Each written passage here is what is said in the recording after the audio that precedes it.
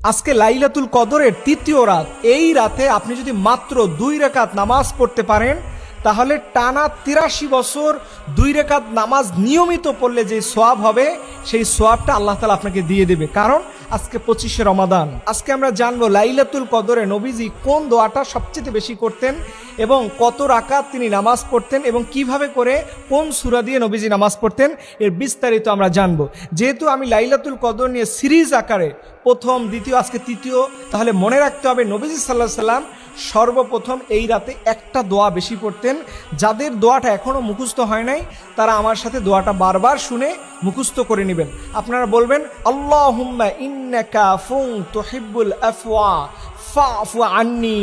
আল্লাহ আপনি ক্ষমাশীল, আপনি ক্ষমা করতে ভালোবাসেন। আল্লাহ আমার জীবনের অনেক গুনাহ হয়ে গেছে, আল্লাহ আজকের রাতে নাকি আপনি অনেককে মাফ করে দিবেন, আমাকে মাফ করে দিয়েন। এইভাবে করে আপনি দোয়াটা করবেন। এরপরে নবীজি 2 রাকাত করে নামাজ পড়তেন।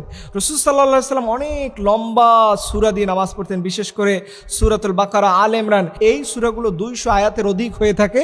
এখন যারা পারেন না তারা কিভাবে নামাজ পড়বেন, এর জন্য যদি আপনি পারেন সূরা কদর দিয়ে পড়বেন। কারণ যেহেতু এই সূরা কদরের সাথে লাইলাতুল কদরের সম্পর্ক আছে, এর জন্য আপনি পারলে ইন্না আনজালনাহু ফি লাইলাতিল কদর এই সূরাটা দিয়ে আপনি নামাজ পড়বেন।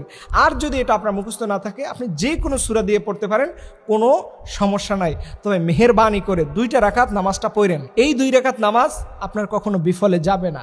আপনার আমলনামা এটা সারা জীবন সাদাকা হয়ে থাকবে, আপনার জীবনের কল্যাণ হয়ে থাকবে। আপনি কি মনে করতেছেন কোনো মানুষের পক্ষে প্রতিদিন টানা 83 বছর 2 রাকাত নামাজ পড়া সম্ভব? কারো পক্ষেই সম্ভব না। শুধু আজকের রাতে পড়লে পারে।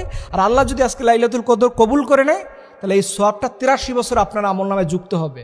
আপনি বুঝেন, পারমিশন কবুল হওয়া 2 রাকাত নামাজ, যার বিনিময়ে আপনি জান্নাতে যেতে পারবেন।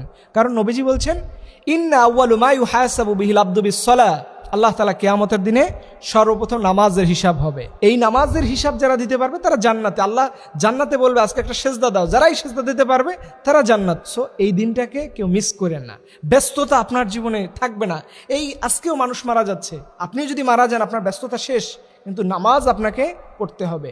এর জন্য আসুন হৃদয় দিয়ে, হৃদয়ের মাধুলি মিশিয়ে আল্লাহর কাছে যেন আমরা কায়মানুবাকে ফরিয়াদ করি, রব্বুল আলামিন যেন আমাদেরকে বেশি বেশি আল্লাহ যেন আমাদের বেশি বেশি পরিমাণে এই লাইলাতুল কদরের আমলগুলো করা তৌফিক দান করে। সবল আমিন।